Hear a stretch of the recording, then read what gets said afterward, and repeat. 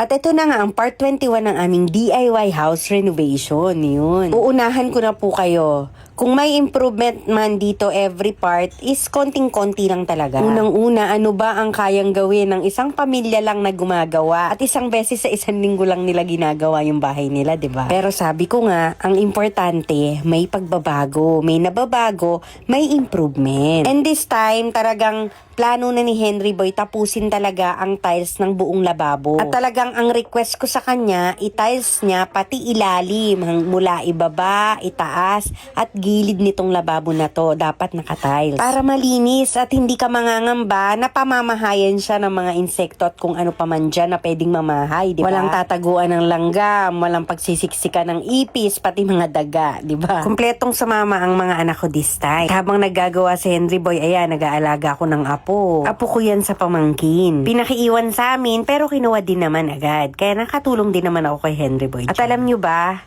sabi ko nga sa inyo, yung pagpapagawa namin or paggagawa namin sa bahay nito is more of God's provision talaga. Yung mga tiles sa ilalim ng lababo na yan, tira yan ng benan ko nung nag-tiles siya dun sa bahay nila. Humingi lang kami ng ilang piraso para ilalagay naman namin dito. O, diba? Hindi na kami gumastos. Pag iniisip ko kung paano nag-provide si Lord sa bahay na to, na amaze talaga ako. Kaya nga, ang sabi ko, pag si Lord ang nagplano, bongga yan. At masasabi ko rin na naku, sobrang tibay nitong lababo na to. At alam ko rin na maganda yung pagkakakabit ng mga tiles. Si Henry Boy ba naman ang gumawa? Hindi niyan titigilan hanggat nakikita niyang merong hindi maganda sa gawa niya. At pagkatapos niyang gawin yon, nagtulong-tulong na kaming ayusin nga itong buong bahay at linisin. Alam niyo ba, ganito yung ganap namin every week. Maggagawa, maglilinis, maggagawa, maglilinis. Kasi ayaw namin iwan tong bahay ng madumi. At para sa akin, ayun lang yung nakita kong disadvantage sa pagpapagawa ng unti-unti. Walang tigil yung pagkakalat.